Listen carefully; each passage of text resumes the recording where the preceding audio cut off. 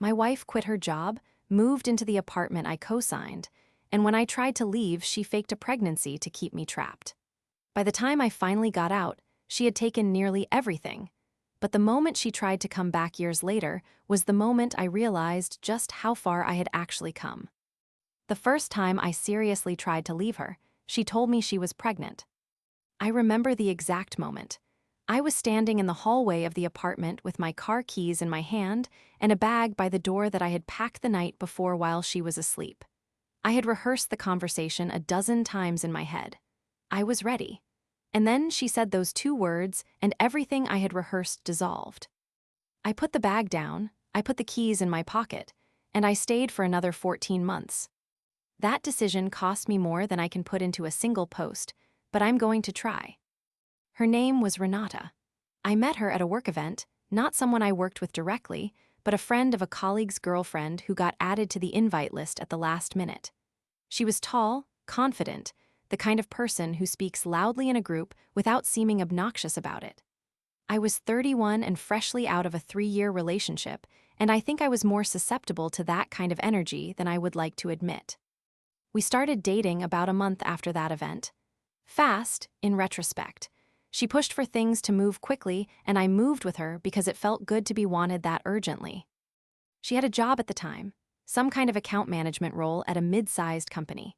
She talked about it often in those early months, usually in terms of how exhausting it was and how her boss was impossible and how she was underpaid for what she contributed. I listened sympathetically. I had a stable career by then. I managed logistics for a regional distribution company, not glamorous but solid, good income, consistent hours. I had built something I was quietly proud of. About 6 months in, she told me she was thinking about leaving her job. I asked what she had lined up. She said she wasn't sure yet, that she needed time to figure out what she actually wanted to do. She talked about burnout and the importance of not pouring yourself into something that didn't value you. I said I understood, but asked if she had savings to cover the gap. She said, "I thought we were partners." That was the first time I noticed the framing. I had asked a practical question about her financial situation, and she had answered with a statement about the nature of our relationship. I didn't push back. I told her I was just asking. She nodded and changed the subject. She left the job 3 weeks later. I didn't find out until after the fact. She mentioned it casually over dinner, the way you'd mention you had finally returned a library book. She said she felt lighter already. She said she was going to spend the next month or two getting clear on her next chapter. That next month or two stretched to 5 months. She had moved into my apartment by that point, her lease had ended, and she suggested she stay with me while she figured things out. And I said yes because we were serious, and it seemed like the practical thing to do. She paid a partial amount toward utilities for the first 2 months and then stopped mentioning it. And I didn't push because I didn't want to be the guy who nickel and dimed his girlfriend during a transitional period. Looking back, that should have been the moment I drew a clear line. I didn't. She spent those months doing what she called exploring her options. She took an online course in something related to branding, never finished it. She talked about freelancing. She set up social media profiles for a business concept she described to me twice, but never seemed the same way twice. She had long phone calls with friends about what she was going through. She was, in her words, doing the internal work. My internal work during that same period consisted of covering rent, groceries, utilities, streaming subscriptions, her car insurance when her card got declined, and a weekend trip she suggested we take because she needed a reset. I was not happy about this, but every time I tried to introduce the subject of money, she found a way to make it about something else. If I mentioned that I was covering everything, she said she was going through a difficult transition and couldn't believe I was making it about finances.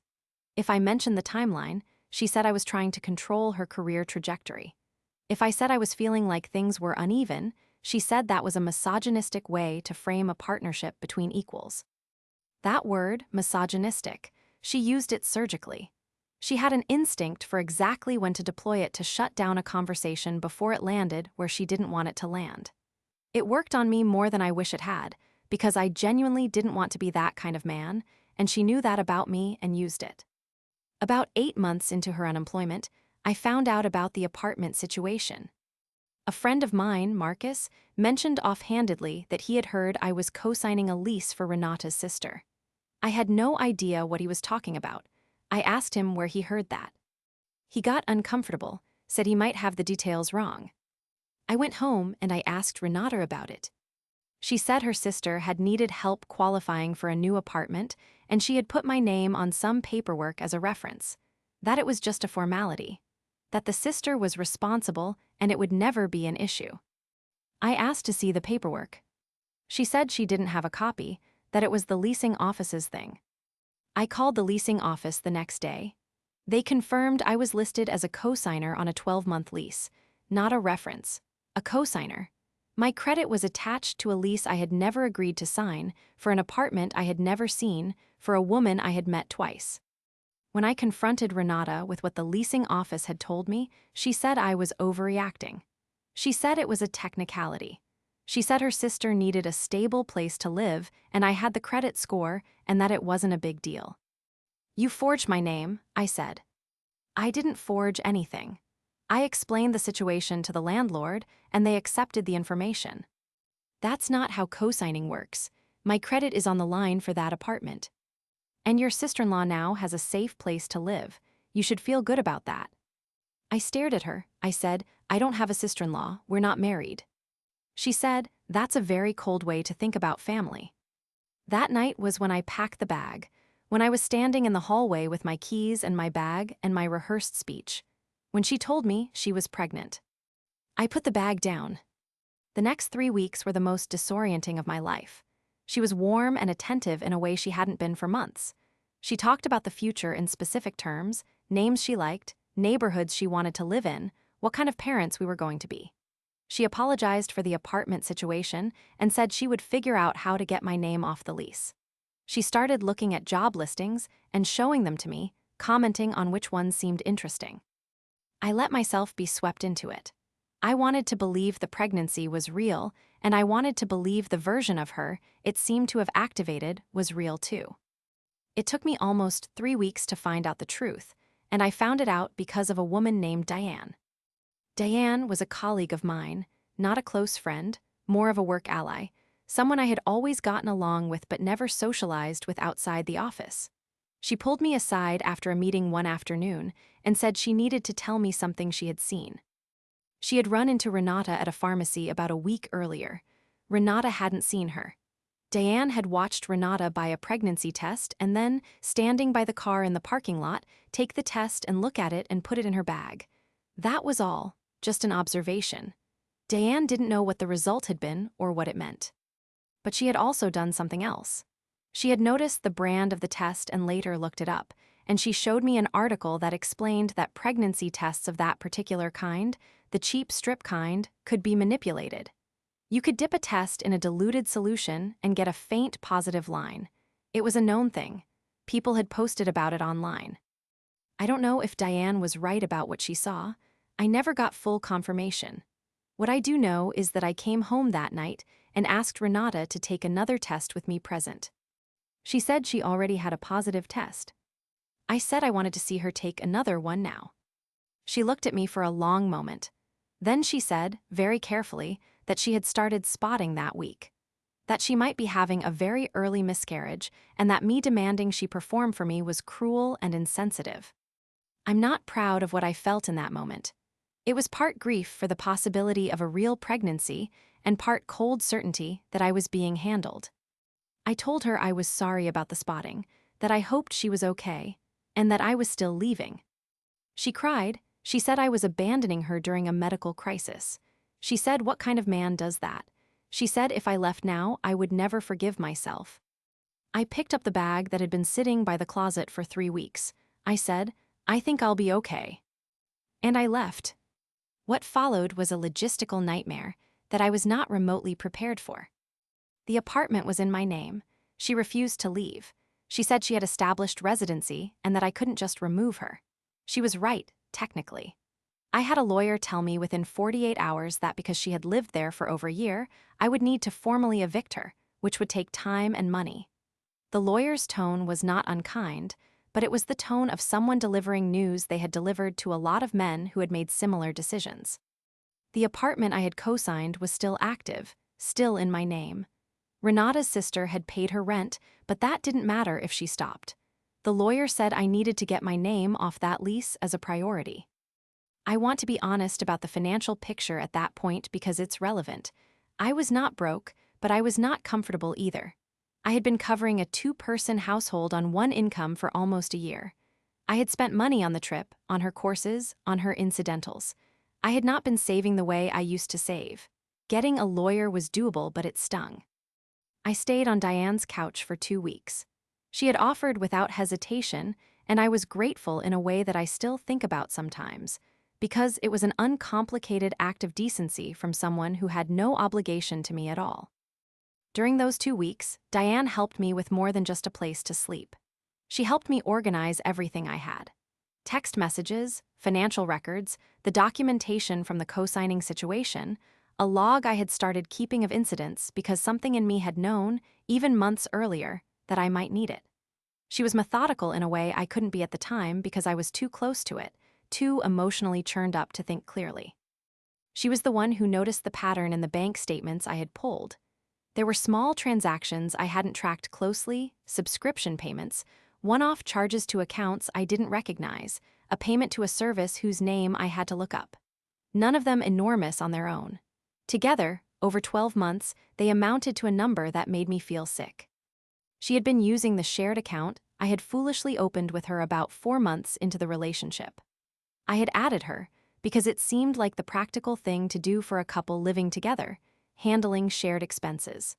What had actually happened was that my definition of shared expenses and hers were different enough to add up to roughly $7,000 I hadn't accounted for. The lawyer helped me close that account and document the discrepancy. Whether I could have recovered anything legally was a longer conversation involving more money than I wanted to spend, and I made the decision to absorb the loss and move on rather than extend the legal entanglement. It was not a satisfying decision, but it was a practical one. The eviction process took 8 weeks. I moved into a new apartment before it was finalized, which was the right call. Renata texted me regularly during those 8 weeks. The texts ran a wide emotional range, apologetic, accusatory, pleading, then coldly informational. She told me she had not been pregnant and that she had panicked and made a terrible choice and she was sorry. Then, 2 days later, she told me I had destroyed what we had by being emotionally unavailable, and she hoped I understood the damage I had done. I read the texts, but I had learned from Diane's example, and I didn't respond to any of them. The cosign apartment was harder to extract myself from. The landlord was technically within his rights to hold me to the full term of the lease. I spoke to him directly, explained the situation, and he was, surprisingly, reasonable about it. He said if Renata's sister found a qualified replacement cosigner within 30 days, he would release me from the agreement. She found one. I don't know how. I didn't ask. I was just glad to be off it. I settled into the new apartment slowly. The first month was strange. I kept waiting for something to go wrong, for some additional consequence to surface, for Renata to do something that required a response. Nothing came. The eviction finalized. She moved out without incident, according to the process server. I hired someone to assess any damage to the apartment, and there was a few things broken, a wall that needed repainting, but nothing catastrophic. I didn't tell a lot of people at work what had happened. I told my direct manager that I had been dealing with a personal situation and had it handled, and she accepted that. I told 2 close friends the full version, including the pregnancy. Their reactions were the appropriate mixture of outrage and sympathy and careful questions that told me they were trying to understand rather than just validate. One of them asked me, maybe 6 months out, whether I was angry. I thought about it for a real moment before I answered. I said yes, but it wasn't the burning kind of anger. It was more like the anger you feel at yourself for not listening to something you knew, for ignoring evidence because you wanted a different explanation. I was angrier at myself, if I'm honest, than I was at her. She had done what she did, and it was wrong and manipulative, and I'm not excusing any of it. But I had seen the signs and chosen not to name them. That part was mine. I spent the better part of that first year getting my finances back in order. I paid off a credit card I had run up during the eviction period. I rebuilt the savings I had depleted. I was, for a long stretch, pretty deliberately boring. I worked. I exercised. I cooked dinners that were for one person and didn't feel sorry about that. I called my parents more than I used to. I had been putting off a family reunion for 2 years because of the relationship, always some reason not to go, usually Renata having plans or needing something that weekend. My aunt had finally scheduled one that I had no excuse to miss and honestly didn't want to miss. It was a 3-hour drive to my parents' hometown, a big outdoor gathering at my uncle's property, the kind of thing I had loved as a kid. What I did not know, until I arrived, was that Renata would be there. I should explain. My cousin Priya had got close with Renata during the relationship, the way some family members do when they think a partner is charming and permanent. Priya, as far as I knew, had been told a version of events by Renata at some point after the breakup. She had texted me once to say she hoped I was doing okay and she didn't want to take sides, but she had heard it was rough for both of us. I had not called Priya to give her a full corrective account. In hindsight, I probably should have. I pulled into my uncle's driveway, got out of the car, heard the noise of the gathering from behind the house, and rounded the corner to find Renata standing in a circle of my relatives wearing a sundress and a smile I recognized instantly as her social performance mode. I stopped walking for about 2 seconds, then I kept walking because stopping was worse. She saw me. Her expression shifted just slightly. She excused herself from the circle and came toward me, and I watched my aunt watch this interaction from across the lawn with the expression of someone who had not been informed of the full situation. "Hey," Renata said. "Hey," I said. "I'm sorry, I didn't know you'd be here. This is my family's reunion." "I know, Priya invited me. I should have checked with you first." There it was. She should have checked with me first. Delivered in a reasonable tone with appropriate remorse in front of family. It was a perfect opening move, and she knew it. I was either going to make a scene at my family's reunion, or I was going to absorb this gracefully and give her a platform. I said, "You're right, you should have. Excuse me." I went and found my parents, and I spent the first hour circulating, catching up, being present, keeping track of where she was without making it obvious that I was tracking her. She was working the room. She was good at it. She had stories about her new job. She had apparently found one, and she laughed easily, and she played with my younger cousin's kids, and she hugged my aunt like someone who belonged there. Then, about 2 hours in, I heard her. I was standing near the food table with my dad and my cousin Terrell when I heard Renata's voice from the other side of a hedge, talking to 2 of my aunts. I didn't intend to eavesdrop. I was just there, and the hedge was thin, and she was not being quiet. She was explaining, in a tone of gentle sadness, that the relationship had ended because she had tried to advocate for herself financially, and I had not been supportive of her career transition. That she had wanted to take time to find work that was meaningful, and I had made her feel like a burden. That she had loved me, but sometimes love isn't enough when someone doesn't respect your autonomy. I heard one of my aunts say something sympathetic. I heard Renata say that she had learned a lot from it, that she was in a much better place now, that she bore no hard feelings. My dad had heard it too. He was looking at me. I said quietly, "She faked a pregnancy to stop me from leaving her." My dad is not an expressive man by nature. He looked at the hedge for a moment, then he said, "Is that documented?" I said, "Some of it."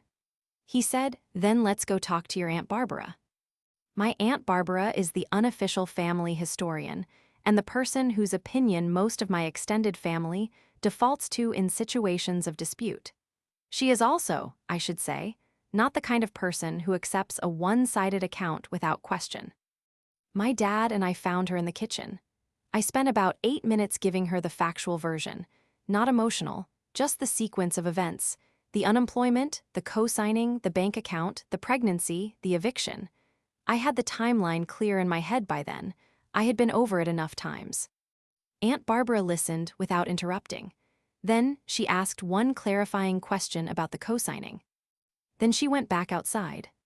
I don't know exactly what she said to Renata. I was inside helping my mom with something, and I was trying not to make the whole afternoon about this.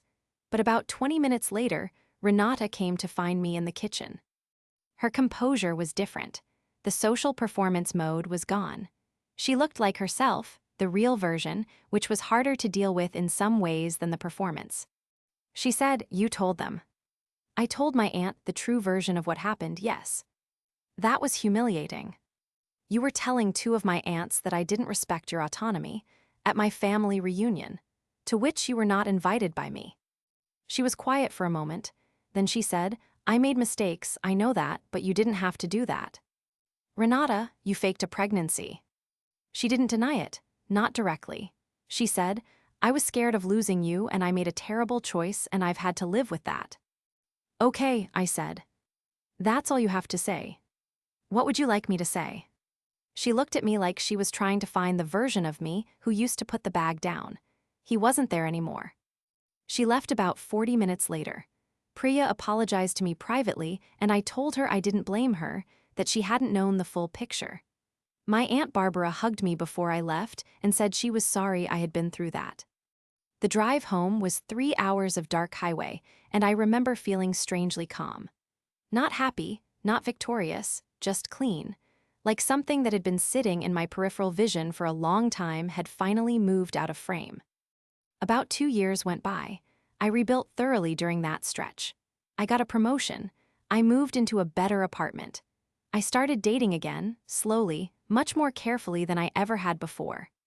I paid attention to different things, how someone talked about their exes, whether they took responsibility for small things, whether the relationship felt like it was progressing at a pace I had also chosen.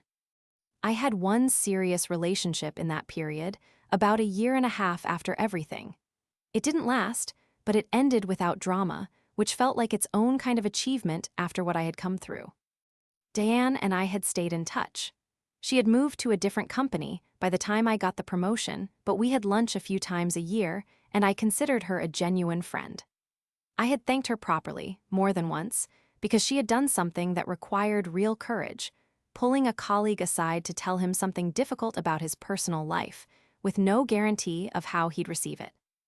I think about that sometimes when I'm in a situation where I could say something useful to someone, and I'm choosing not to. Then, about 2.5 years after the reunion, I got a message from Renata. It wasn't out of nowhere in the sense that she had reached out once or twice in the first year after the breakup, and I had not responded. But those had been shortly after things ended, when I assumed she was still processing. This was different. It was 2.5 years later, and the message was long and composed. She said she had been in therapy, that she had done a lot of work on herself and her patterns and the ways she had operated in that relationship. She said she had treated me badly in specific ways that she named clearly: the financial exploitation, the co-signing, the pregnancy. She used the word pregnancy without deflecting around it. She said it was one of the worst things she had ever done, and she understood why I had felt what she described as the full weight of the betrayal. She said she wasn't reaching out to ask for anything, just to say what she should have said a long time ago. And then she asked if I might want to get coffee sometime, just to talk. She said she had missed my friendship. I read it twice. I sat with it for a day. The message was better than anything she had sent me before. It acknowledged specific things rather than hiding behind vague remorse. The therapy seemed real. The growth seemed real, or at least possible. But here's the thing.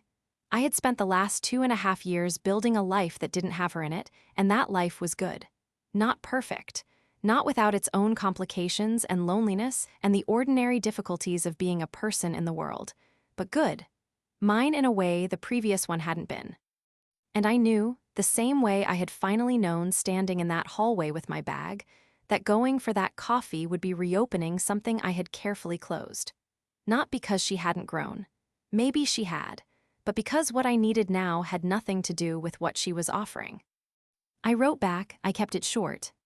I said I appreciated the message and that it took courage to write it, that I was glad she was doing better, that I wished her well, and that I wasn't in a place where reconnecting made sense for me.